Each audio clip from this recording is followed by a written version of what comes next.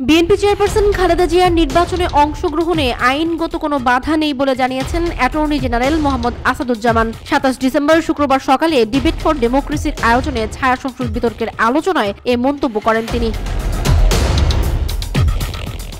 আসাদুজ্জামান বলেন, যদি কোনো নেতা দণ্ডপ্রাপ্ত হন তবে শেখ হাসিনা এবং আওয়ামী লীগের নেতারা আগামী জাতীয় নির্বাচনে অংশ নিতে পারবেন না। তিনি আরো বলেন, কোনো ষড়যন্ত্রের কারণে জুলাই বিপ্লব ব্যর্থ হতে পারে না এবং ষড়যন্ত্রকারীরা যত শক্তিশালী হোক না কেন এই বিপ্লব মুছে ফেলা যাবে না।